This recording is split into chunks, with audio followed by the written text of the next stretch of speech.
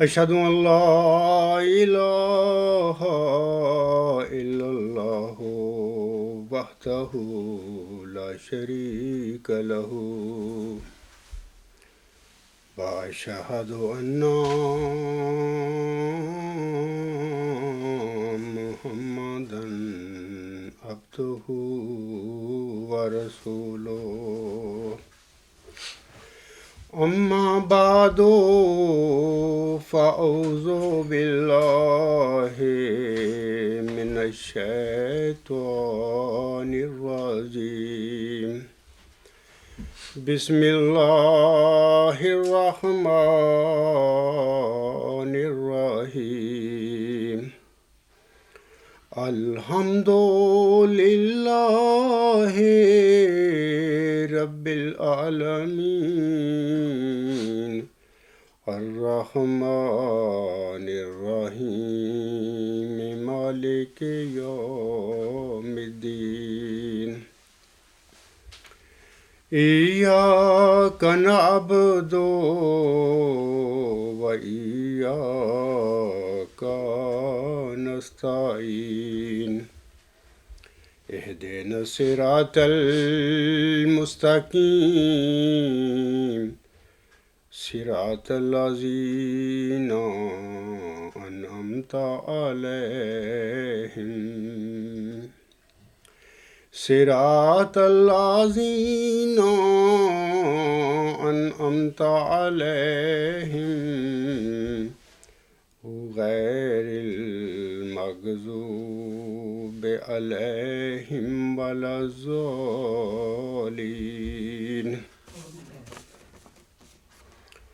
آج کا خطبہ جمعہ عیسوی سال کا پہلا خطبہ جمعہ ہے۔ میری اللہ تعالیٰ سے دعا ہے کہ اللہ تعالیٰ اس نئے عیسوی سال اور نئے اسلامی سال کو پورے عالم اسلام کے لیے اور پوری دنیا کے لیے خیر و برکت کا موجب بنا دے۔ سامعین کرام، 30 دسمبر 2016 کے گزشتہ خطبہ جمعہ میں خاکسار نے خالد ایم ڈی صاحب کے کوئز نمبر 11 میں اٹھائے گئے یا کیے گئے چند سوالوں کے میں نے جوابات دیے تھے۔ مثال کے طور پر پہلا سوال یہ تھا، انہوں نے اٹھایا ہوا، نمبر آگے پیچھے ہوں گے، بہرحال یہ انہوں نے ایک سوال اٹھایا تھا۔ وہ کہتے ہیں کہ ول ہیو وصال اکبر ان 2028۔ واسطی کہتا ہے، اس کے بارے میں جواب دیتا ہے کہ 2028 میں بھی ہو سکتا ہے، اور اس سے پہلے بھی اور اس کے بعد بھی، لیکن خاکسار نے گزشتہ خطبہ جمعہ میں اس کا جواب دیا تھا۔ اب بھی میں کہتا ہوں کہ انشاءاللہ تعالیٰ اللہ تعالیٰ کی خبر کے مطابق اسی طرح ہوگا، یعنی 2028 میں اس عاجز کو اللہ تعالیٰ اپنے نفسی نقطہ آسمان کی طرف اٹھائے گا۔ دوسرا یہ کہ ایک سوال یہ تھا کہ ول بی، یعنی اس عاجز کے متعلق، ول بی بریڈ ان روضہ مبارک فزیکلی۔ تو واسطی کہتا ہے کہ سوال ہی پیدا نہیں ہوتا۔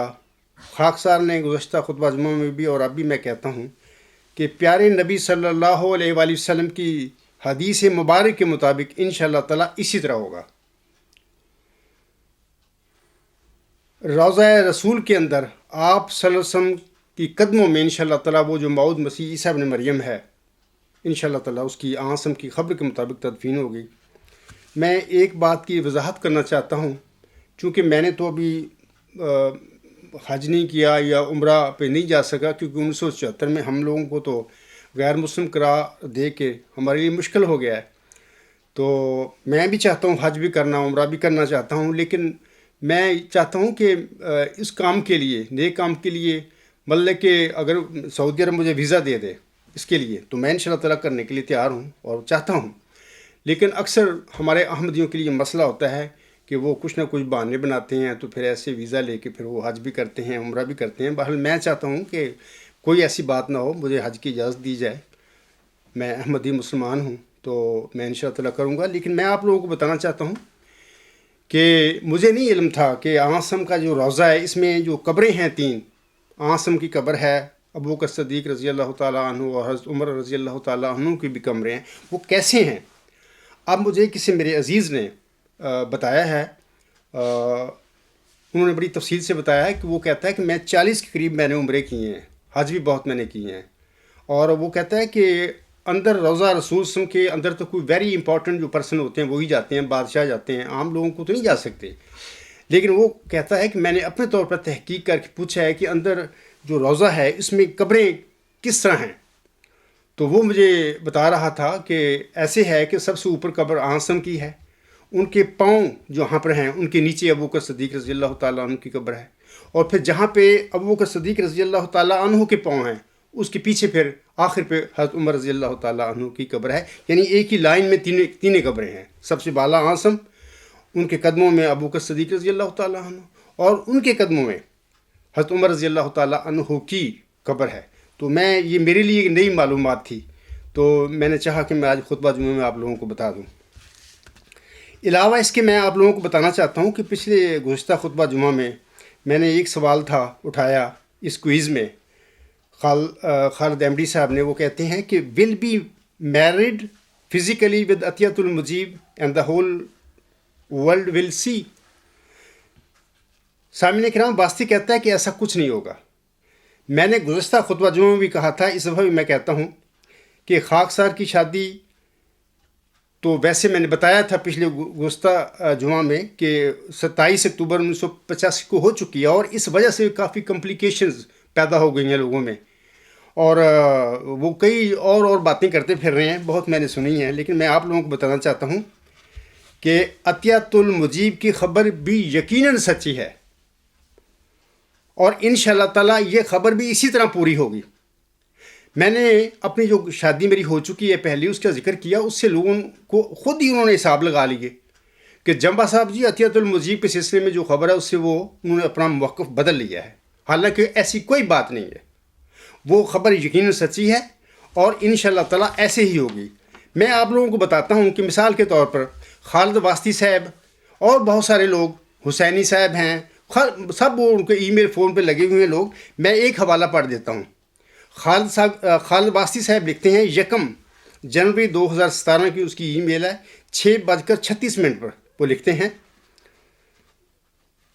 اس امر میں کوئی اشتباہ نہیں کہ عطیت المجیب کے ساتھ شادی کے سوال پر حضرت عبدالغفار جمبا صاحب اپنے کل کے خطبہ جمعہ میں، کل سے مراد ان کی 30 دسمبر 2016 کا خطبہ جمعہ ہے، کوئی واضح جواب دینے کی بجائے بغلیں جھانکنے لگے اور آئیں بائیں شائیں کرنے کے علاوہ کچھ نہ کہہ سکے۔ میں آپ لوگوں کو بتاتا ہوں کہ بالکل یہ جھوٹ ہے، قطعی طور پر میں نے خطبہ جمعہ جو میرا تھا گزشتہ اس میں کوئی ایسی بات نہیں، لیکن لوگوں کی اپنی پیدا کردہ یہ باتیں ہیں، وہ تماشے کرتے پھر رہے ہیں کہ ایسے ہو گیا فلاں ہو گیا، یہ ان کے اپنے خیالات ہیں۔ باقی بہرحال میں آپ لوگوں کو بتاتا ہوں آگے جا کے کہ کیا میں نے کہا تھا اس خطبہ جمعہ میں، یہ جو کہتے پھر رہے ہیں کیا یہ بات پیدا ہوتی ہے کہ یا کہ نہیں ہوتی، نہیں ہے، یہ باتیں اپنی ان کی من گھڑت بنائی ہوئی ہیں۔ آگے واسطی صاحب لکھتا ہے کہ حضرت صلی اللہ علیہ وسلم نے یتزوج و یولد لہ کی جو پیشگوئی کی تھی کہ مسیح شادی کرے گا اور اس کی اولاد ہوگی، اس سے مراد حضرت مسیح موعود سام نہیں بلکہ ان کا ذکی غلام عبدالغفار جمبا ہے۔ حضرت صلی اللہ علیہ وسلم نے الفاظ میں مسیح کی جو شادی کا ذکر فرمایا ہوا ہے وہ ایک عام شادی نہیں ہوگی بلکہ امت میں ایک نشان کے طور پر ہوگی۔ یہ وہ شادی ہے جس کا خاکسار کی یہ خواب کے ساتھ تعلق ہے۔ غلام مسیح الزماں صفحہ 63 پر تم اس میری خواب کو پڑھ سکتے ہو۔ واسطی صاحب حوالہ دے رہے ہیں خطبہ جمعہ 21 نومبر 2014، ویڈیو ٹائم 28 منٹ 45 سیکنڈ میں۔ میں آپ سب لوگوں کو کہتا ہوں اور واسطی صاحب کو کہتا ہوں کہ یہ جو آپ میرے الفاظ آپ نے کوٹ کیے ہیں، میں ان الفاظ پر قائم ہوں، یقیناً انشاءاللہ تعالیٰ ایسے ہی ہوگا۔ آگے وہ کہتے ہیں، یا اپنی اتشین کرتے پھر رہے ہیں، وہ کہتے ہیں کہ ماضی کے ان بیانات کی روشنی میں عطیت المجیب کی شادی جمبا صاحب کے گلے کی ہڈی بن چکی ہے۔ یہ سب واسطی صاحب یہ آپ کے اپنے خیالات ہیں، یہ آپ کا نفس آپ کو سب کو دکھاتا ہے، ایسی کوئی بات نہیں۔ میں اپنے اس موقف پہ جو آپ نے کوٹ کیا ہے 21 نومبر 2014 کے خطبہ جمعہ کا، میں آج بھی قائم ہوں، بالکل ایسے ہی ہوگا انشاءاللہ۔ اور میں آپ لوگوں کو یہ بھی بتانا چاہتا ہوں کہ واسطی صاحب اگر میرے گزشتہ خطبہ جمعہ سے آپ یا پوری جماعت احمدیہ قادیان قبرستان یا ای میل فورم کا جو ٹولہ ہے آپ لوگوں کا، اگر یہ آپ ثابت کر دیں کہ پچھلے گزشتہ خطبہ جمعہ میں نے عطیت المجیب سے شادی کے حوالے سے اپنے موقف میں کوئی تبدیلی کی ہے یا اس سے رجوع کیا ہے یا میں ریٹریٹ ہوا ہوں، اگر یہ ثابت آپ کر دیں تو انشاءاللہ تعالیٰ میں اپنا دعویٰ چھوڑ دوں گا۔ وہاں پہ تو یہ بات ہی نہیں ہے، میں نے تو کی نہیں، میں تو بالکل ٹھوک بجا کر کہا ہے کہ یہ بالکل ایک خواب سچی ہے، یہ شادی کا معاملہ بالکل سچا ہے، انشاءاللہ تعالیٰ یہ ایسے ہی واقع ہوگا۔ یہ تمہارے اپنے خیالات ہیں، اپنے نفسوں کے ہیں، آپ کی خواہشیں ہیں، یہ ایسا نہ ہو ایسا نہ ہو، انشاءاللہ تعالیٰ تم انہی خواہشوں کے ساتھ اگر تمہیں توبہ نہ کی اور اگر اسی کفر میں حالت میں مرے تو اپنی ان خواہشوں کے ساتھ ہی مرو گے۔ اور یہ جو واقعہ میں نے بتایا آج بھی میں اس پر قائم ہوں، انشاءاللہ تعالیٰ ایسے ہی ہوگا۔ اور میں آپ لوگوں کو بتاتا ہوں کہ اگر یہ گزشتہ خطبہ جمعہ میں یہ جو آپ کے وسوسے ڈالتے پھر رہے ہیں لوگوں کے دلوں میں کہ میں نے اپنا موقف بدل کر لیا ہے، اگر یہ بات ثابت نہ ہو اور یہ ثابت ہو جائے کہ میں نے گزشتہ خطبہ جمعہ میں بالکل یہ کہا ہے کہ عطیت المجیب کی شادی سے جو میں نے واقعہ بیان کیا ہے یہ بالکل سچ ہے، تو پھر میں آپ لوگوں کے متعلق یہی کہوں گا کہ اتنے جھوٹے لوگ ہو تم ہو کہ تمہیں شرم بھی نہیں آتی جھوٹ بولتے ہوئے کہ ہم کیا کرتے پھر رہے ہیں۔ میں آپ لوگوں کے لیے پھر یہی کہوں گا کہ لعنت اللہ علی الکاذبین، جھوٹوں پر اللہ تعالیٰ کی لعنت ہو۔ لیکن مسئلہ یہ ہے کہ تم پر لعنت بھی کچھ نہیں اثر کر رہی، تم ایسے بدبخت لوگ ہو۔ باقی عطیت المجیب کے سلسلے میں تفصیل انشاءاللہ تعالیٰ خاک سر آئندہ خطبہ جمعہ میں بیان کرے گا انشاءاللہ تعالیٰ۔ اس دفعہ میں جو میرے موضوعات کچھ اور ہیں، علاوہ اس کے میں دوستوں کو بتانا چاہتا ہوں کہ گزشتہ خطبہ جمعہ میں خالد ایم ڈی کی جو کوئز تھا اس کا ایک یہ بھی سوال تھا، انہوں نے یہ اٹھایا تھا کہ ول ہیو فزیکل غلبہ اسلام لے یظہرہ علی الدین کلہ within 12 years before 2028۔ پاستی کہتا ہے کوئی امکان نہیں، لیکن اس دفعہ بھی گزشتہ خطبہ جمعہ میں میں نے یہ کہا تھا اور اب بھی میں کہہ رہا ہوں، میں کہتا ہوں کہ ویسے تو ہلاکت اور زندگی دلیل کے ذریعے ہوتی ہے، دلیل ہی انسانوں کو ہلاک کر دیتی ہے اور دلیل سے ہی لوگ قومیں مذاہب زندہ ہو جاتے ہیں، لیکن اس غلبہ دین سے مراد ہے سامعین کرام کہ دنیا میں مسلمان اکثریت میں ہو جائیں گے اور دنیا میں دین اسلام ہی ایک معزز اور معتبر دین ہوگا۔ اور میں نے گزشتہ خطبہ جمعہ میں یہ کہا تھا سامعین کو کہ اس کی تفصیل میں آئندہ خطبہ جمعہ میں بتاؤں گا، یعنی اس خطبہ جمعہ میں۔ تو انشاءاللہ تعالیٰ آج میرے خطبہ جمعہ کا موضوع یہی ہے کہ غلبہ اسلام کی حقیقت۔ سامعین کرام، اللہ تعالیٰ سورۃ صف کی آیت نمبر 10 میں فرماتا ہے، هو الذی ارسل رسولہ بالہدی ودین الحق لیظہرہ علی الدین کلہ وَلَوْ كَرِهَ الْمُشْرِكُونَ۔ اللہ تعالیٰ اس آیت میں فرماتا ہے، وہی ہے جس نے اپنے رسول کو ہدایت اور دین حق کے ساتھ بھیجا تاکہ وہ دین اسلام کو تمام باطل ادیان پر کلیتاً غالب کر دے، خواہ مشرک اسے ناپسند ہی کریں۔ سامعین کرام، اللہ تعالیٰ نے دین اسلام کی یہ فتح اور غلبے کا جو وعدہ ہے سورۃ صف کے علاوہ سورۃ فتح اور سورۃ توبہ میں بھی کیا ہوا ہے، یعنی 3 دفعہ اللہ تعالیٰ نے میرے پیارے آقا حضرت محمد صلی اللہ علیہ وسلم سے دین اسلام کی اس فتح اور غلبہ کا وعدہ فرمایا ہوا ہے۔ سورۃ صف کی اس آیت جو ابھی میں نے تلاوت کی ہے، اس کے متعلق محمدی مریم حضرت مرزا غلام علیہ السلام اپنی شورا آفاق کتاب چشمہ معرفت کے صفحات 91 تا 95 پر اسی آیت کے سلسلے میں فرماتے ہیں۔ آپ علیہ السلام فرماتے ہیں، پس زمانہ محمدی کے سر پر آن حضرت صلی اللہ علیہ وسلم ہیں اور اس کے آخر میں مسیح موعود تھا، اور ضرور تھا کہ یہ سلسلہ دنیا کا منقطع نہ ہو جب تک کہ وہ پیدا نہ ہو لے، کیونکہ وحدت اقوامی کی خدمت اسی نائب النبوت کے عہد سے وابستہ کی گئی ہے، اور اسی کی طرف یہ آیت اشارہ کرتی ہے، اور وہ یہ ہے، هو الذی ارسل رسولہ بالہدی ودین الحق لیظہرہ علی الدین کلہ۔ یعنی خدا وہ خدا ہے جس نے اپنے رسول کو ایک کامل ہدایت اور سچے دین کے ساتھ بھیجا تا اس کو ہر ایک قسم کے دین پر غالب کر دے، یعنی ایک عالمگیر غلبہ اس کو عطا کرے۔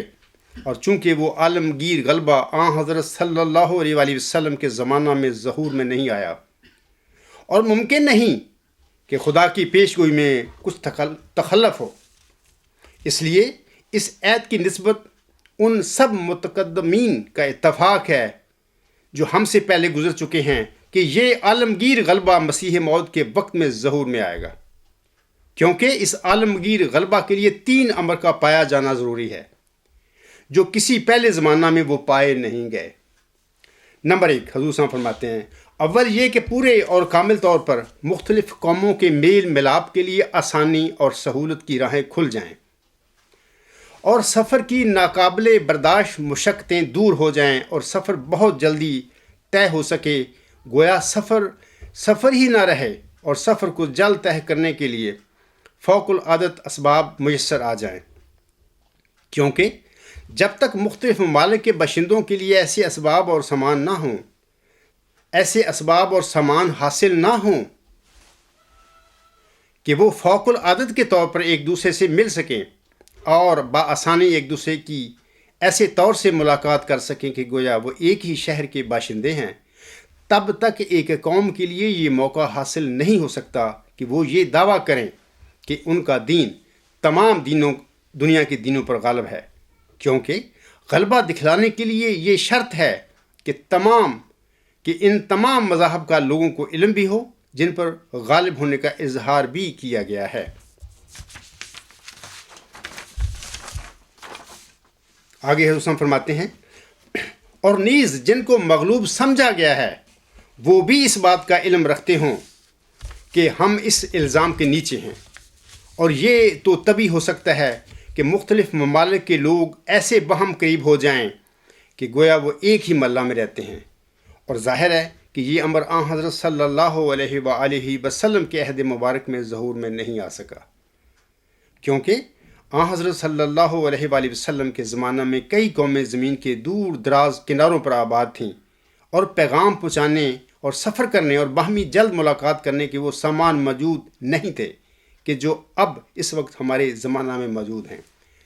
میں لوگوں کو کہنا چاہتا ہوں، سامعین کو، کہ ایک صدی پہلے کی باتیں ہیں۔ اگر کوئی ان معاملات میں کوئی اگر کمی بیشی تو وہ آج 1 صدی بعد پوری ہو گئی ہے۔ آج دنیا ایک گلوبل ولیج بن چکی ہے، آج میں کہہ رہا ہوں 15ویں صدی کے سر پر یہ معاملہ ہو چکا ہے اب۔ تو اگر کوئی کمی تھی اس معاملے میں جو حضور صلی اللہ علیہ وسلم نے فرمایا، آج وہ کلیتاً ختم ہو چکی ہے۔ آج دنیا ایک شہر، ایک ولیج کی طرح بن گئی ہے۔ گھنٹوں میں لوگ ایک بر اعظم سے دوسرے بر اعظم میں داخل ہو جاتے ہیں، یورپ میں ایک ملک سے دوسرے ملک میں چلے جاتے ہیں، وغیرہ وغیرہ یہ چیزیں ہیں۔ تو یہ اب وہ وقت آ گیا ہے، جیسے کہ حضور صلی اللہ علیہ وسلم نے فرمایا کہ جس وقت دین اسلام کا ایک عالمگیر غلبہ ہوگا تو اس وقت دنیا کی یہ حالت ہو جائے گی۔ دوسرا جو حضور صلی اللہ علیہ وسلم لکھتے ہیں، وہ لکھتے ہیں کہ دوسرا جو امر جو اس بات کے سمجھنے کے لیے شرط ہے کہ ایک دین دوسرے تمام دینوں پر اپنی خوبیوں کے روح سے غالب ہے، یہ ہے جو دنیا کی تمام قومیں آزادی سے باہم مباحثات کر سکیں، اور ہر ایک قوم اپنے مذہب کی خوبیاں دوسری قوم کے سامنے پیش کر سکے، اور نیز تالیفات کے ذریعے سے اپنے مذہب کی خوبی اور دوسرے مذاہب کا نقص بیان کر سکے، اور مذہبی کشتی کے لیے دنیا کی تمام قوموں کو یہ موقع مل سکے کہ وہ ایک ہی میدان میں اکٹھے ہو کر ایک دوسرے پر مذہبی بحث کے حملے کریں، اور جیسا کہ دریا کی ایک لہر دوسری پر پڑتی ہے ایک دوسرے کے تعاقب میں مشغول ہوں، اور یہ مذہبی کشتی نہ 1-2 قوم میں بلکہ عالمگیر کشتی ہو، جو دنیا کی قوموں میں سے کوئی قوم اس کشتی سے باہر نہ ہو۔ اس قسم کا غلبہ اسلام کا حضرت صلی اللہ علیہ وآلہ وسلم کے عہد مبارک میں میسر نہیں آ سکا، کیونکہ اول تو اس زمانے میں دنیا کی تمام قوموں کا اجتماع ناممکن تھا، اور پھر ماسوائے اس کے جن قوموں سے ہمارے نبی صلی اللہ علیہ وآلہ وسلم کا واسطہ پڑا، ان کو مذہبی امور میں دلائل سننے یا دلائل سنانے سے کچھ غرض نہ تھی، بلکہ انہوں نے اٹھتے ہی تلوار کے ساتھ اسلام کو نابود کرنا چاہا، اور عقلی طور پر اس کے رد کرنے کے لیے قلم نہیں اٹھائی۔ یہی وجہ ہے کہ اس زمانے کی کوئی ایسی کتاب نہیں پاؤ گے جس میں اسلام کے مقابل پر عقل یا نقل کے رنگ میں کچھ لکھا گیا ہو۔ بلکہ وہ لوگ صرف تلوار سے ہی غالب ہونا چاہتے تھے، اس لیے خدا تعالیٰ نے تلوار سے ہی ان کو ہلاک کیا۔ مگر ہمارے اس زمانہ میں اسلام کے دشمنوں نے اپنے طریق کو بدل لیا ہے، اور اب کوئی مخالف اسلام کا اپنے مذہب کے لیے تلوار نہیں اٹھاتا، اور یہی حکمت ہے کہ مسیح موعود کے لیے جزا الحرب کا حکم آیا ہے، یعنی جنگ کی ممانعت ہو گئی اور تلوار کی لڑائیاں موقوف ہو گئیں، اور اب کلمی لڑائیوں کا وقت ہے۔ اور چونکہ ہم کلمی لڑائیوں کے لیے اس لیے بجائے لوہے کی تلوار کے لوہے کی کلمیں ہمیں ملی ہیں، اور نیز کتابوں کے چھاپنے اور دور دراز ملکوں تک ان تالیفات کی شائع کرنے کے ایسے سہل اور آسان سامان ہمیں میسر ہو گئے ہیں کہ گزشتہ زمانوں میں سے کسی زمانہ میں ان کی نظیر نہیں پائی جاتی۔ یہاں تک کہ وہ مضمون جو برسوں تک لکھنے ناممکن تھے وہ دنوں میں لکھے جاتے ہیں، ایسے ہی وہ تالیفات جن کا دور دراز ملکوں میں پہنچانا مدت ہائے دراز کا کام تھا، وہ تھوڑے ہی دنوں میں ہم دنیا کے کناروں تک پہنچا سکتے ہیں، اور اپنی حجت بالغہ سے تمام قوموں کو مطلع کر سکتے ہیں۔ مگر حضرت صلی اللہ علیہ وآلہ وسلم کے زمانہ میں یہ اشاعت اور یہ اتمام حجت ناممکن تھی، کیونکہ اس وقت نہ کتابوں کے چھاپنے کے آلات تھے اور نہ دوسرے ممالک میں کتابوں کے پہنچانے کے لیے سہل اور آسان طریق میسر تھے۔ تو میں سمجھتا ہوں کہ یہ اب جیسے میں اکثر کہا کرتا ہوں کہ آسم کا زمانہ جہاد بے سیف تھا۔ ایک صدی قبل تک حضرت مرزا صاحب خاکسار کی روحانی ماں جو ہے محمدی مریم، انہوں نے یہ جو جنگ لڑی تھی سچائی کی اور دین اسلام کے غلبہ کی، انہوں نے قلم کے ساتھ لڑی تھی۔ آج ان کے ذکی غلام کا جو وقت آ گیا ہے، آج یہ دنیا جہاد بالعلم میں بدل گئی ہے۔ اچھا، اس کا کیا مطلب ہے؟ یہ آج کی دنیا ایک نظریاتی لڑائی میں بدل گئی ہے۔ آج انشاءاللہ تعالیٰ مذہبی لڑائیاں علمی لڑائیوں میں بدلیں گی، اور نظریاتی ایک جنگ ہوگی۔ انشاءاللہ تعالیٰ محمدی مریم کا یہ موعود ذکی غلام جو ہے مذہب کی لڑائیوں کو کھینچ کر علم کی دنیا میں لائے گا، اور وہاں پر انشاءاللہ تعالیٰ عالم اسلام جو ہے، دین اسلام جو ہے، باقی ادیان باطل پر ایک نظریے کے ساتھ حملہ کرے گا، اور وہ وہی نظریہ ہے جو اس عاجز کو اللہ تعالیٰ نے الہام بخشا ہے، ورچو از گاڈ، نیکی خدا ہے۔ یہی سپریم الٹیمیٹ یونیورسل تھیوری ہے، یہی وہ اعلیٰ انتہائی ہماگیر نظریہ ہے جو باطل جو نظریات جتنے بھی ہیں خدا تعالیٰ کی ذات پر دنیا نے قائم کیے ہوئے عقائد ہیں یا نظریات، تو سب کو نکل جائے گا۔ آگے تیسرا جو ہے جو امر ہے وہ اس کے متعلق حضور صاحب فرماتے ہیں، تیسرا امر جو اس بات کو تمام دنیا پر واضح کرنے کے لیے شرط ہے کہ فلاں دین بامقابل دنیا کے تمام دینوں کے خاص طور پر خدا سے تائید یافتہ ہے، اور خدا کا فضل اور خدا کا خاص فضل اور خاص نصرت اپنے ساتھ رکھتا ہے۔ وہ یہ ہے کہ بمقابل دنیا کی تمام قوموں کے ایسے طور سے تائید الہی کے آسمانی نشان اس کے شامل ہوں کہ دوسرے کسی دین کے شامل حال نہ ہوں، اور بغیر ذریعہ انسانی ہاتھوں کے خدا دوسرے دینوں کو تباہ کرتا جائے اور ان کے اندر سے روحانی برکت اٹھا لے، مگر وہ دین دوسرے دینوں کے سامنے خدا کی چمکدار نشانوں سے اپنی ممتاز حالت ثابت کرے، اور دنیا کے اس سرے سے اس سرے تک کوئی مذہب نشان آسمانی میں اس کا مقابلہ نہ کر سکے، باوجود اس بات کے کہ کوئی حصہ آبادی دنیا کا اس دعوت مقابلہ سے بے خبر نہ ہو۔ یہ امر بھی حضرت صلی اللہ علیہ وآلہ وسلم کے زمانہ میں کامل طور پر ظہور پذیر ناممکن تھا، کیونکہ اس کے لیے یہ شرط تھی کہ دنیا کی تمام قوموں کو جو مشرق اور مغرب اور جنوب اور شمال میں رہتی ہیں یہ موقع مل سکے کہ وہ ایک دوسرے کے مقابل پر اپنے مذہب کی تائید میں خدا سے چاہیں جو آسمانی نشانوں سے اس مذہب کی سچائی پر گواہی دے۔ مگر جس حالت میں ایک قوم دوسری قوم سے ایسی مخفی اور محجوب تھی کہ گویا ایک دنیا میں رہتی تھی، تو یہ مقابلہ ممکن نہ تھا، اور نیز اس زمانہ میں ابھی اسلام کی تکذیب انتہا تک نہیں پہنچی تھی، اور ابھی وہ وقت نہیں آیا تھا کہ خدا کی غیرت تقاضا کرے کہ اسلام کی تائید میں آسمانی نشانوں کی بارش ہو، مگر ہمارے زمانہ میں وہ وقت آ گیا۔ آج سامعین کرام، محمدی مریم حضرت مرزا غلام حسن کے موعود ذکی غلام کے زمانہ میں تو انشاءاللہ تعالیٰ سب کچھ ممکن ہو گیا ہے، جس کا حضور صاحب ایک صدی قبل اپنی کتاب چشمہ معرفت میں ذکر فرما رہے ہیں۔ آگے حضور صلی اللہ علیہ وسلم لکھتے ہیں اور در حقیقت یہ ایسا زمانہ آ گیا ہے کہ شیطان اپنی تمام ضروریت کے ساتھ ناخنوں تک زور لگا رہا ہے کہ اسلام کو نابود کر دیا جاوے، اور چونکہ بلا شبہ سچائی کا جھوٹ کے ساتھ یہ آخری جنگ ہے۔ سامعین کرام سنیے، حضور صلی اللہ علیہ وسلم فرما رہے ہیں اور چونکہ بلا شبہ سچائی کا جھوٹ کے ساتھ یہ آخری جنگ ہے، اس لیے یہ زمانہ بھی اس بات کا حق رکھتا تھا کہ اس کی اصلاح کے لیے کوئی خدا کا مامور آوے۔ پس وہ مسیح موعود ہے جو موجود ہے، اور زمانہ حق رکھتا تھا کہ اس نازک وقت میں آسمانی نشانوں کے ساتھ خدا تعالیٰ کی دنیا پر حجت پوری ہو۔ آسمانی نشان ظاہر ہو رہے ہیں اور آسمان جوش میں ہے کہ اس قدر آسمانی نشان ظاہر کرے کہ اسلام کی فتح کا نکارہ ہر ایک ملک میں اور ہر ایک حصہ دنیا میں بچ جائے۔ اے قادر خدا، تو جلد وہ دن لا کہ جس فیصلہ کا تو نے ارادہ کیا ہے وہ ظاہر ہو جائے اور دنیا میں تیرا جلال چمکے اور تیرے دین اور تیرے رسول صلی اللہ علیہ وآلہ وسلم کی فتح ہو۔ آمین ثم آمین۔ تو یہ تو حضور صاحب نے 1 صدی قبل الفاظ لکھے تھے۔ میں آپ لوگوں کو بتانا چاہتا ہوں یہ سب معاملات اب آج ان کے ذکی غلام جو اس کا زمانہ ہے اس میں وہ پورے ہوں گے۔ اور میں آپ لوگوں کو یہ بتا دیتا ہوں، جو محمدی مریم مرزا غلام صاحب کا غلام اس دنیا میں کامیابیاں حاصل کرے گا خدا کی مدد سے، وہ سب کامیابیاں محمدی مریم مرزا غلام صاحب کی ہیں۔ اس غلام کا کوئی اس میں نہیں ہے، وہ ان کی دعا کا نتیجہ ہے وہ غلام۔ اسی طرح وہ تمام کامیابیاں جو وہ ذکی غلام حاصل کرے گا خدا کی مدد سے، وہ سب کامیابیاں بانی اسلام حضرت محمد صلی اللہ علیہ وسلم کی وہ کامیابی ہیں، اس سازش کی نہیں ہیں۔ وہ دونوں جو عظیم نبی تھے ان کی کامیابیاں ہیں۔ میں تو ان کا خادم ہوں، ان کی دعاؤں کا نتیجہ ہوں۔ مجھے محمد عربی صلی اللہ علیہ وسلم کی روحانیت کا فیض ملا۔ اس عاجز کو محمدی مریم مرزا غلام صاحب کی دعا کا فیض مجھے ملا۔ میں جو کچھ بھی کروں گا اللہ تعالیٰ کی مدد سے مدد پا کر، یہ ساری کامیابیاں اولاً حضرت محمد مصطفیٰ کی ہیں، ایسی ہیں جیسے کہ انہوں نے کامیابیاں حاصل کی ہیں دنیا میں، اور ثانیاً یہ کامیابیاں ساری محمدی مریم مرزا غلام صاحب کی کامیابی ہیں۔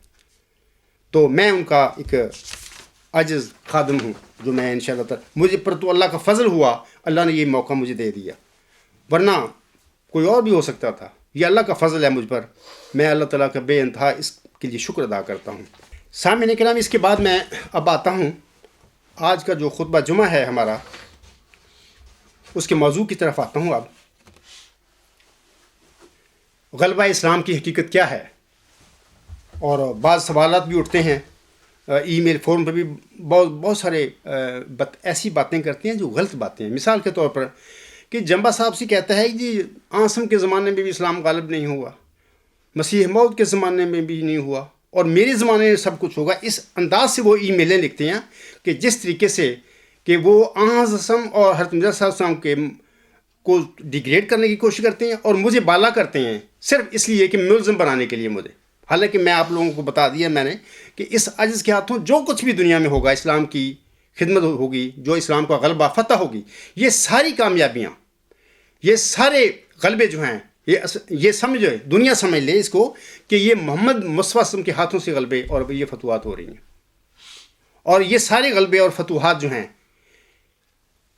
محمدی مریم مرزا غلام صاحب کے ہاتھوں سے اس کے ذریعے ہو رہے ہیں، وہ خود کر رہے ہیں۔ اس میں مجھے کوئی بڑائی نہ دے کوئی، اور ایسی باتیں ای میل فورم میں نہیں لکھنی چاہیے کہ جی ان کے زمانے میں نہیں ہوا، مسیح موعود کے زمانے میں نہیں ہوا، اب اس زمانے میں ہوگا۔ تو جناب میں نے ابھی جو چشمہ معرفت کا حضور صاحب کا حوالہ پڑھا ہے، اسی لیے میں نے پڑھا ہے کہ وہ زمانے، اس زمانے میں نہ گلوبل ولیج تھی دنیا، اور نہ ایسے میڈیا تھا، یا ایسے ہم اپنی باتیں لکھ کے یا کلمی یہ نہیں کر سکتے تھے۔ تو اس زمانے میں اللہ تعالیٰ نے وہ سب شرائط پوری کر دی ہیں، یعنی محمدی مریم مرزا غلام صاحب کے ذکی غلام کے دور میں یہ باتیں سب پوری اللہ نے کر دی ہیں۔ تو اس زمانے میں انشاءاللہ تعالیٰ یہ مذہبی لڑائی ہوگی، اور یہ لڑائی جہاد بالعلم کے طور پر ہوگی، اور علمی جو نظریہ ہے اسلام کا، ورچوئس گاڈ، وہ حملہ کرے گا باطل نظریات پہ، اور انشاءاللہ تعالیٰ فلسفہ کی دنیا میں، مذہب کی دنیا میں انشاءاللہ تعالیٰ اس کا ڈنکا بجے گا، اور اس کا ڈنکا بجنے کے بعد ایسے ہی ہوگا جیسے قرآن کا دنیا میں ڈنکا بج گیا ہے کہ وہ خدا کی سچی کتاب ہے جو یہی نظریہ پیش کرتی ہے دنیا کے آگے، اور وہ نبی اکرم صلی اللہ علیہ وسلم حضرت محمد مصطفیٰ صلی اللہ تعالیٰ کے عظیم اور صادق اور سچے نبی تھے. ان پر کامل دین اللہ نے نازل فرمایا. اسی طرح مسیح موعود السلام حضرت مرزا صاحب السلام ایک سچے مسیح موعود، ایک امتی نبی تھے اور امام مہدی موعود تھے. تو یہ باتیں انشاءاللہ تعالیٰ ثابت ہوگی.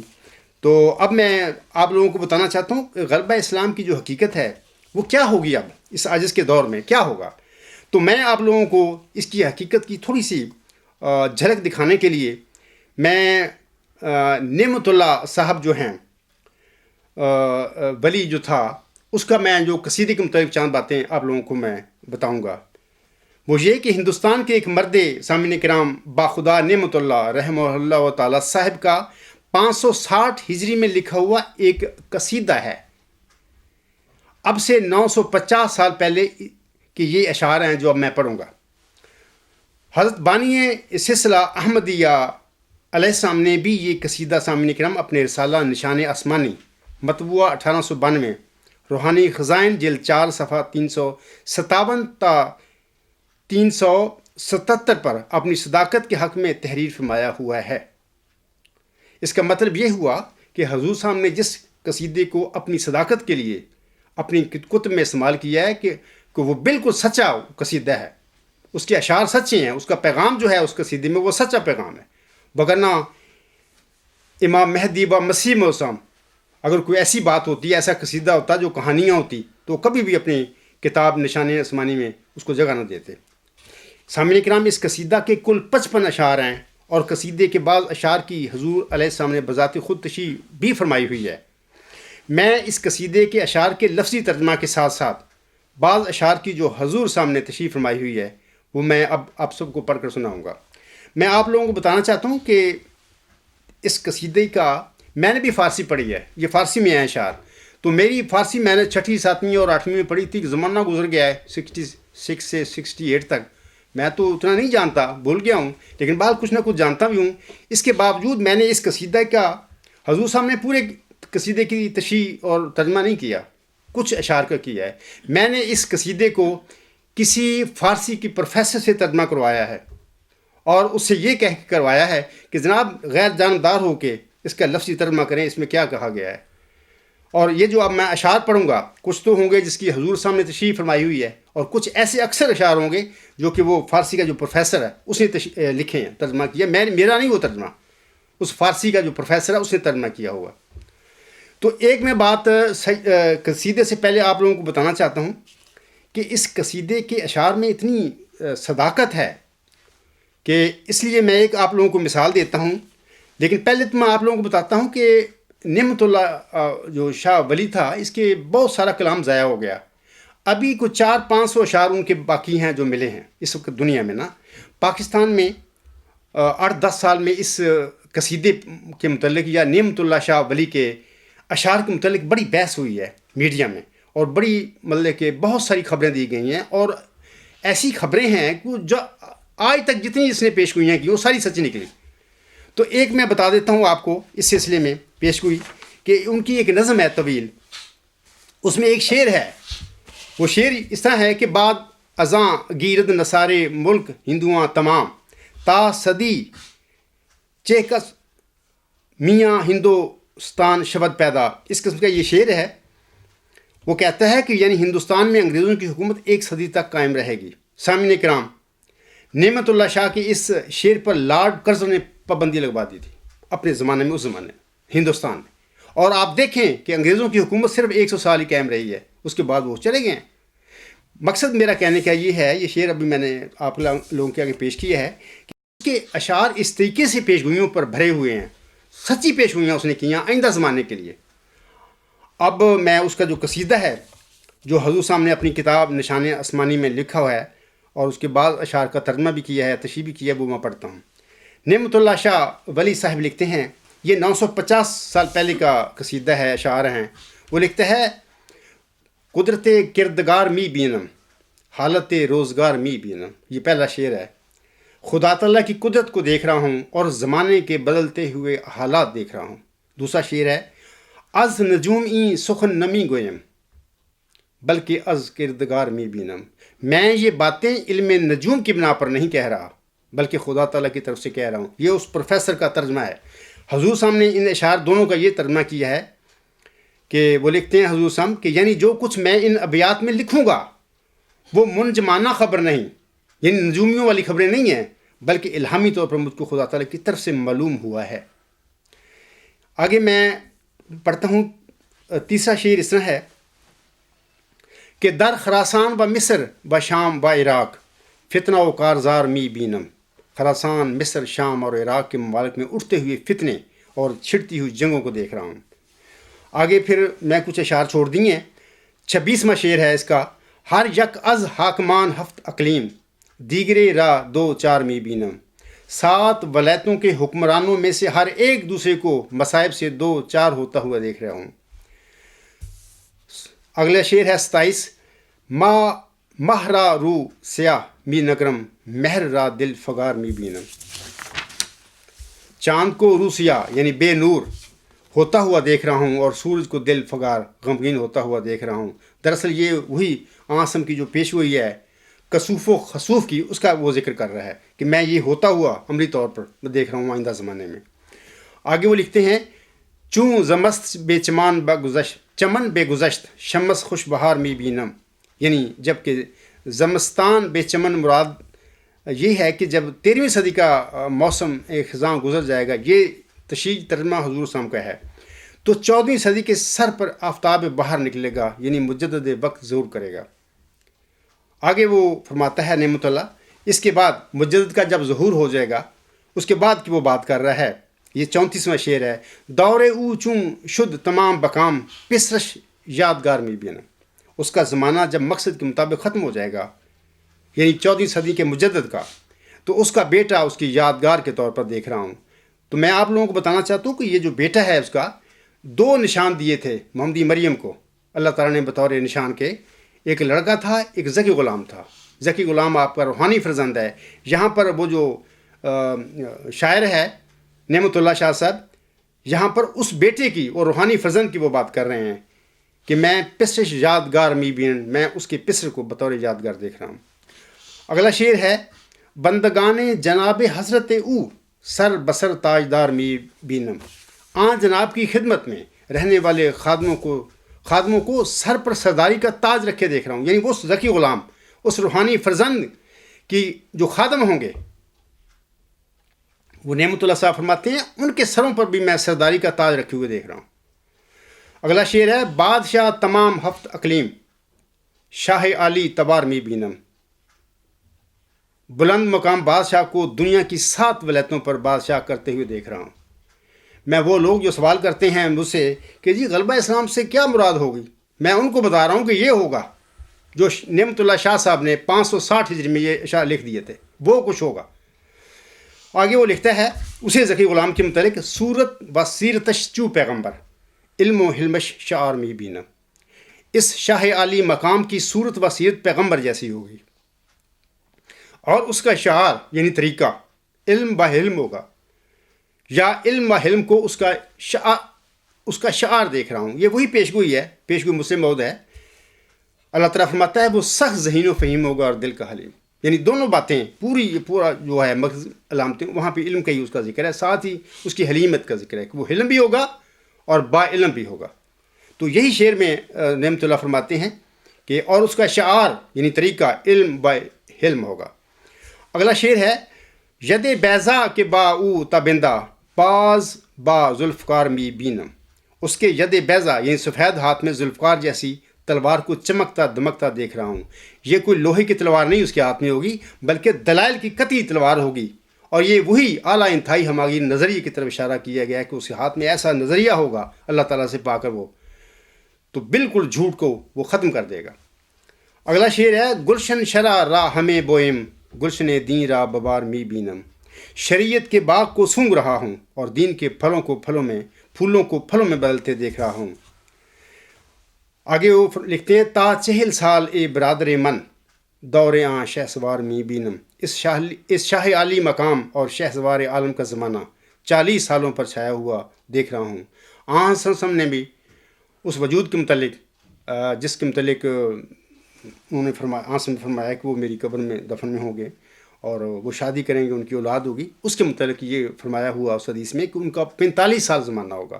یہ نعمت اللہ شاہ صاحب اس شعر میں 40 سال کہہ رہے ہیں کہ اس شاہ عالی مقام اور شہ سوار عالم کا زمانہ 40 سالوں پر چھایا ہوا دیکھ رہا ہوں۔ 40 سالوں سے مراد ہے کہ جب اس کو اللہ تعالیٰ سے وہ مبعوث ہوگا، اللہ تعالیٰ کا کلام شروع ہوگا اس کے ساتھ، اس سے لے کر اس کی وفات تک۔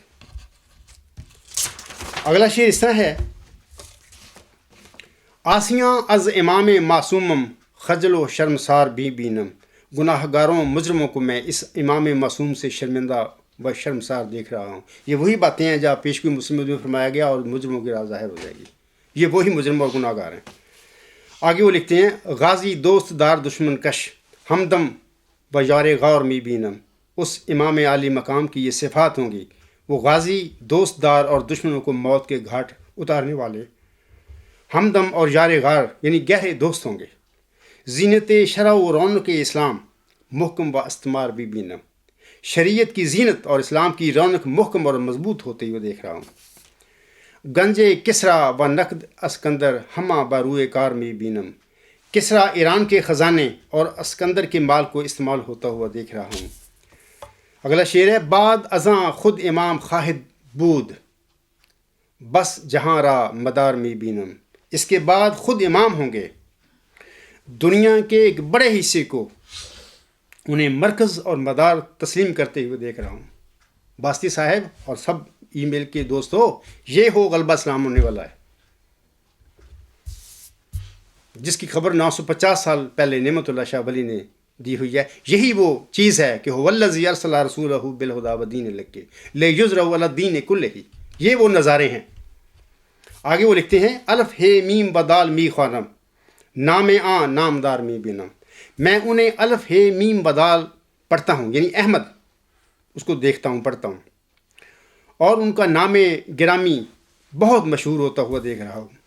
یعنی حضور صاحب فرماتے ہیں، یعنی کشفی طور پر مجھے معلوم ہوا ہے، یعنی نعمت اللہ صاحب فرما رہے ہیں کہ نام اس کا امام کا احمد ہوگا۔ میں آپ لوگوں کو بتانا چاہتا ہوں کہ حضور صاحب کا تو نام ہی غلام احمد تھا۔ اس عاجز کو بھی اللہ تعالیٰ نے 1984 میں، جب میں اپنا معاملہ دارالحمد سے واپس گھر آ گیا، اپنا کام شروع کر دیا میں نے، ان دنوں میں نے ایک خواب دیکھا تھا۔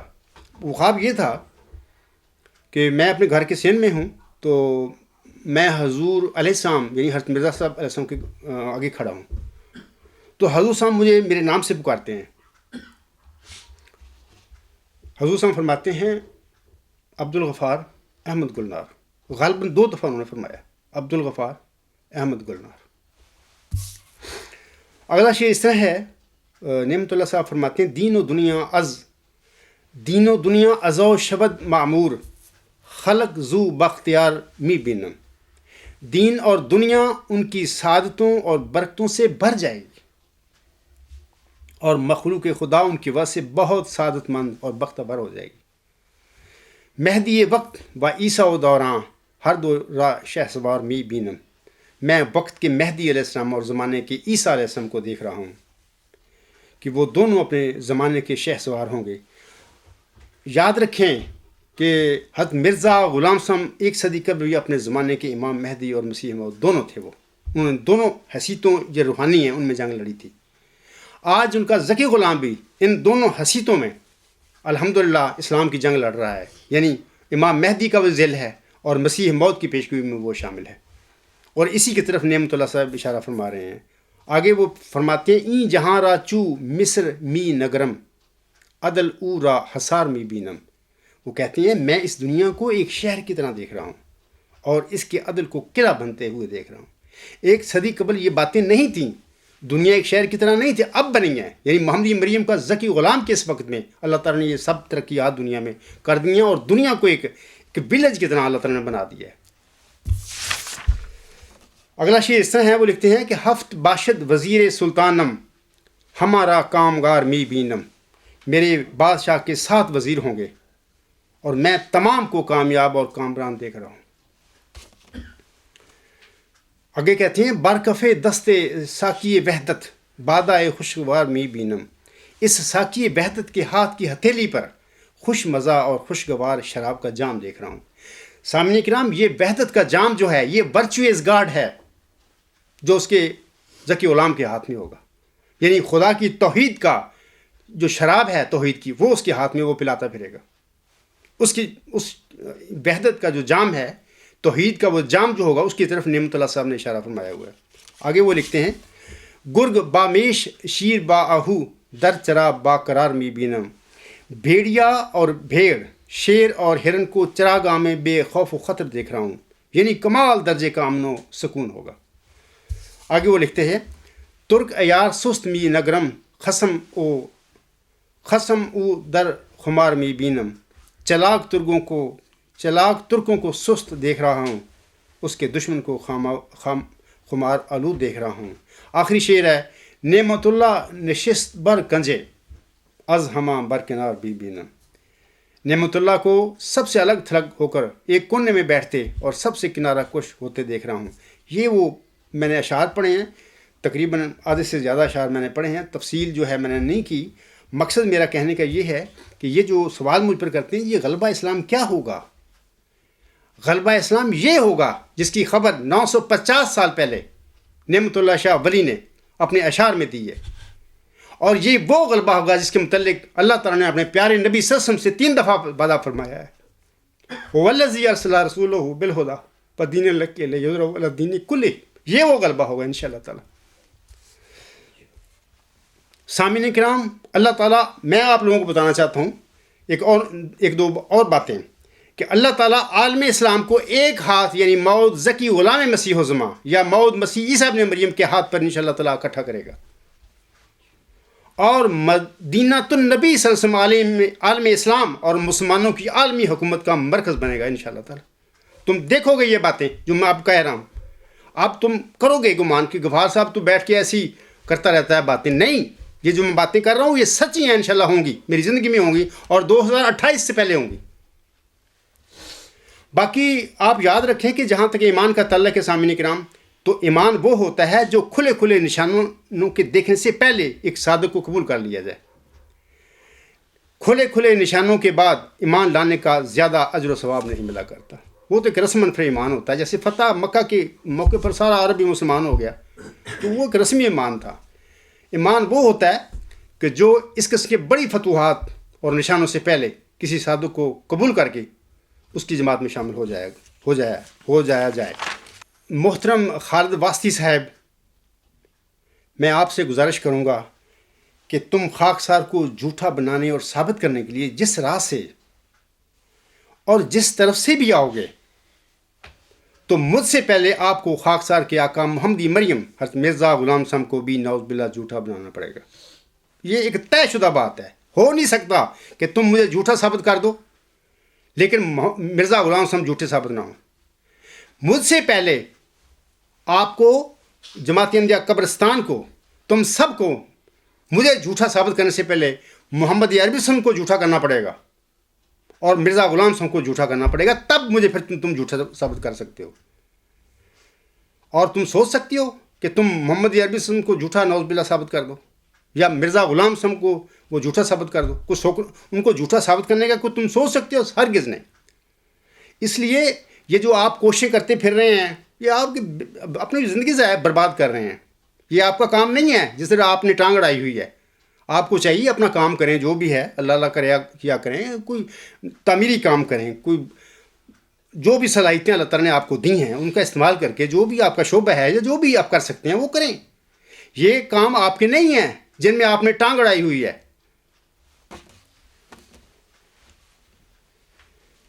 دوسری بات یاد یہ رکھیں کہ وہ یہ ہے کہ مجھے اپنی اوقات کو میں خوب جانتا ہوں. یہ مجھے نہ بتائیں کہ غفار صاحب ایسی باتیں کرتا ہے. جو کر رہا ہوں میں باتیں، میں اپنی اوقات سے اچھی طرح آگاہ ہوں اور مجھے اپنے متعلق کوئی غلط فہمی نہیں ہے کہ میں ایک ایسا انسان ہوں جس نے زندگی، اپنی ساری زندگی اپنے اس واقعے سے پہلے غربت میں گزاری، چھپڑیوں میں کاٹی میں نے زندگی.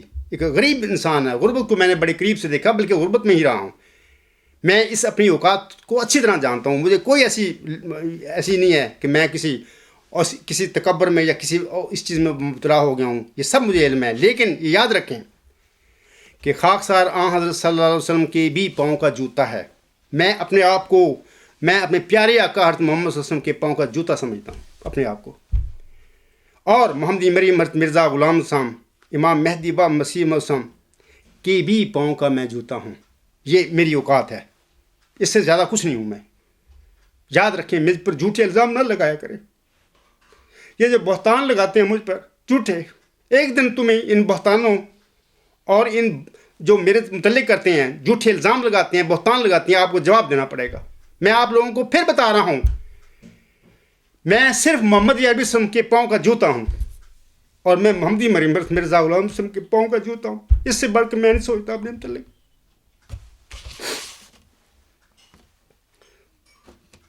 اور یہ بھی یاد رکھیں، یہ محمد عربی وسلم کا اور حضرت مرزا صاحب کا یہ جو پاؤں کا جوتا ہے، یہ چھوٹا موٹا جوتا نہیں ہے، یہ یاد رکھنا. بلکہ فوجیوں کے جوتوں کی طرح خاکسار حضرت صلی اللہ علیہ وسلم اور حضرت مرزا صلی اللہ علیہ وسلم دونوں کے پاؤں کا سخت فوجی جوتا ہے. یاد رکھیں یہ بات. میں عام چھوٹا موٹا آسم کی وہ جوتا نہیں ہوں، نہ مرزا صاحب کا چھوٹا موٹا جوتا ہوں، بلکہ سخت فوجیوں کے جو جوتے ہوتے ہیں اس قسم کا آسم کا اور حضرت مرزا صلی اللہ علیہ وسلم کے پاؤں کا سخت جوتا ہوں. اور حضرت صلی اللہ علیہ وسلم اور حضرت مرزا صلی اللہ علیہ وسلم کے پاؤں کا یہ فوجی جوتا اب تمہارے سروں پر پڑنے والا ہے، پڑ رہا ہے، بلکہ ٹھا ٹھا ہو رہی ہے، اور آپ بھاگ نہیں سکتے. اب تم مجرم ہو. تم لوگوں نے حضرت مرزا صاحب کی احمدیت کا ستیہ ناش کیا. تم لوگوں نے آسم کے اسلام کا ستیہ ناش کیا. انشاءاللہ تعالی محمد عربی وسلم کا یہ جوتا، پاؤں کا جوتا، یہ عاجز، اور مسیح موعود السلام کے پاؤں کا یہ جوتا، یہ عاجز، یہ اب انشاءاللہ تعالی اسلام کو بھی اور احمدیت کو بھی بالکل اس کی صفائی کرے گا، اور یہ جوتا تمہارے سروں پر پڑے گا، اور پڑ رہا ہے.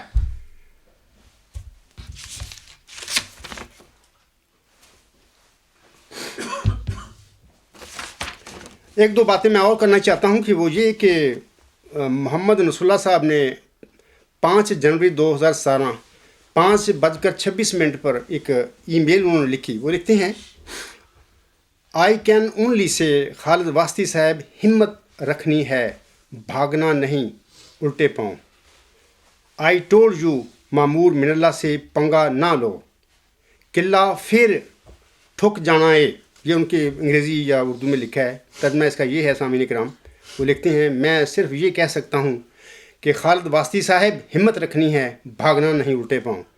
میں نے تمہیں کہا تھا کہ معمور من اللہ سے پنگا نہ لو، قلعہ پھر ٹھک جانا ہے.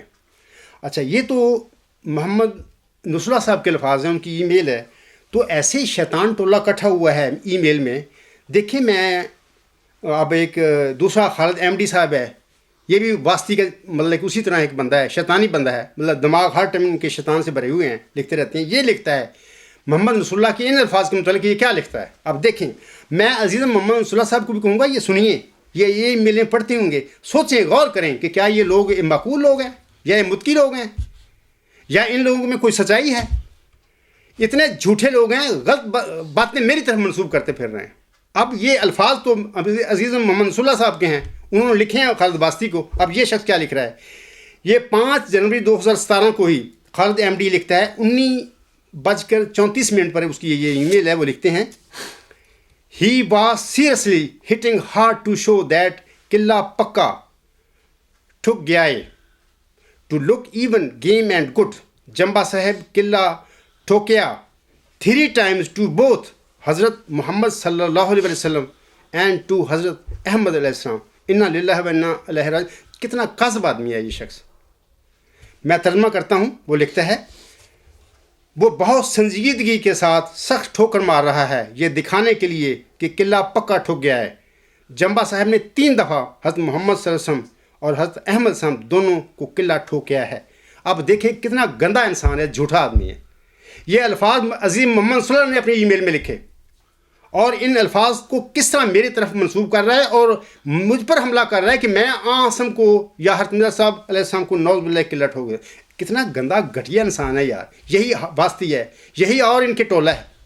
میں نے ابھی آپ لوگوں کو بتایا ہے کہ دیکھو، میں محمد عربی صلی اللہ علیہ وسلم جو میرے آقا خاتم الانبیاء صلی اللہ علیہ وسلم ہیں، بانی اسلام ہیں، میں ان کے پاؤں کا جوتا ہوں. میری یہی حیثیت ہے. یہ قلعے میں تمہیں ٹھوک رہا ہوں، اے جماعت قبرستان کے منافقوں اور مجرموں، میں یہ قلعے تمہیں ٹھوک رہا ہوں. تم جھوٹے طور پر یہ الزام لگاتے پھر رہے ہو کہ میں محمد صلی اللہ علیہ وسلم اور مرزا صاحب کو نعوذ باللہ قلعہ ٹھوک رہا ہوں. تمہاری اصلیت یہ ہے، تم گند سے بھرے ہوئے لوگ ہو، تمہارے اندر کوئی سچائی نہیں، نہ تقوی ہے، نہ تم مذہبی لوگ ہو. تم دنیا کے چیلے لوگ ہو. شیطان تمہارے پیچھے پیچھے پھر رہا ہے، تم شیطان کے پیچھے لگے ہوئے. تم خدا کا خوف کرو، آپ لوگوں نے اتنا مرنا ہے. عزیز محمد صلی اللہ صاحب دیکھنا یہ ای میلیں پڑھنا جو میں بیان کر رہا ہوں کہ یہ شخص اتنے گندے لوگ ہیں، کیا کروں میں ان کے متعلق.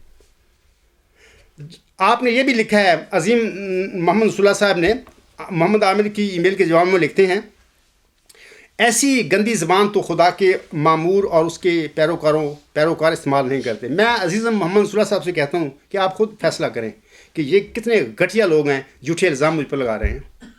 الفاظ آپ کے ہیں، آپ نے لکھے ہے واسطی کو قلعہ پھر ٹھک جانا ہے.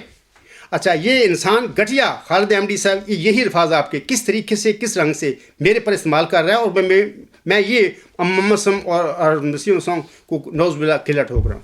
اب خود خیال کریں کہ یہ لعنتی لوگ نہیں ہیں. اب اس کے متعلق یہ عاجز یا میرے ساتھی کیا سخت زبان نہ استعمال کریں، یہ گھٹیا جھوٹے لوگ ہیں. باقی میں آپ کو یہ بھی کہتا ہوں کہ عزیزم مرزا صاحب کا کلام اٹھا لیں اور میرا بھی اٹھا لیں، میرے ساتھیوں کو بھی اٹھا لیں. میں آپ کو یقین دلاتا ہوں کہ میری تحریر اور میرے ساتھیوں کی تحریر میں حضرت مرزا صاحب کے بالمقابل اشیر بھی ہماری زبان سخت نہیں ہے. مرزا صاحب نے سخت الفاظ استعمال فرمائے اپنی تحریروں میں، اس وقت فرمایا جب ان پر بد زبانی کی مخالفوں کی انتہا ہو گئی، تو پھر وہ بھی ڈٹ گئے. انہوں نے پھر اچھی طرح خبر لی اور ان کو ان کی حیثیت اور اوقات دکھائی اور پھر سخت الفاظ استعمال فرمائی. میں نے تو عزیز محمد صلی اللہ صاحب، میں نے تو کبھی وہ سخت الفاظ استعمال نہیں کی اپنے مخالفوں کے لیے، نہ مرزا بشیر الدین محمود کے لیے، نہ ان کے اولاد کے لیے، نہ قادیانی جو جماعت ہے، یہ قبرستان کا ٹولہ ہے، میں نے کسی کے لیے ایسے سخت لفظ کبھی نہیں استعمال فرمایا جیسے کہ میرے آقا مرزا صاحب نے اپنے مخالفوں کے لیے فرمائے ہوئے ہیں.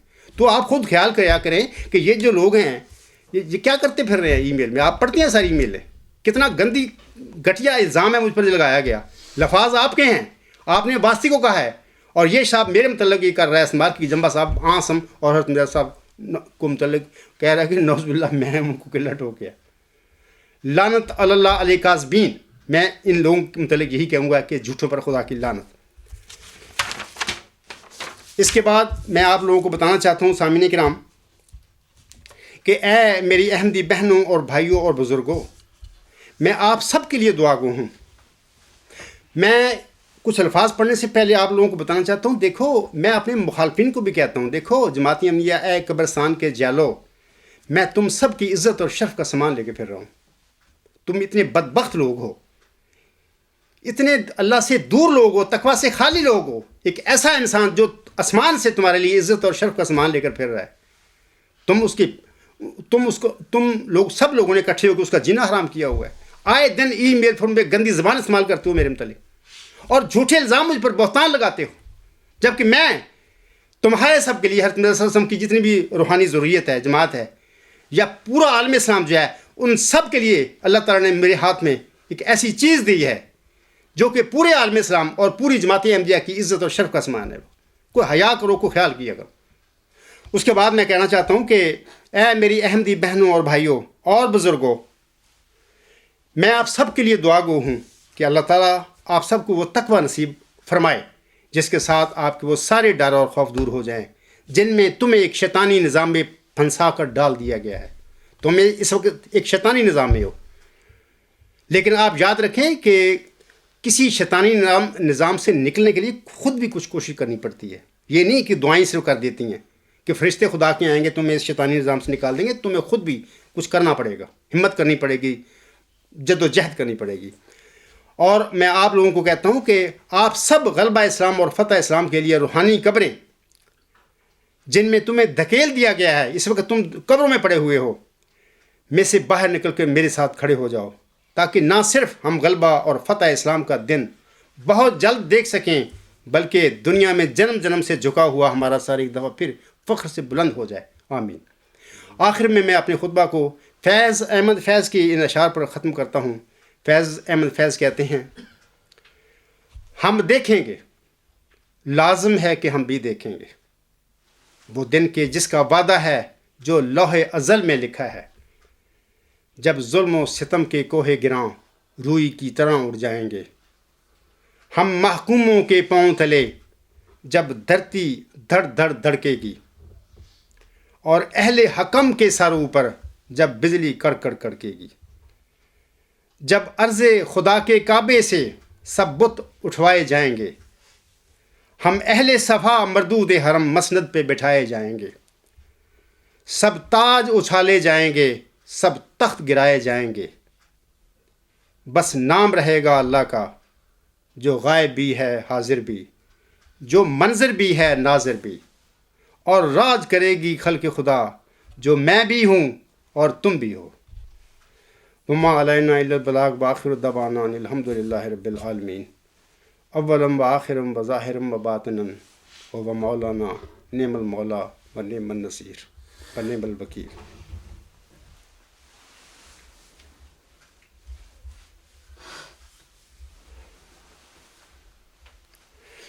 الحمد للہ الحمد للہ نحمدہ ونستعینہ ونستغفرہ ونؤمن بہ ونتوکل علیہ ونعوذ باللہ من شرور انفسنا ومن سیئات اعمالنا،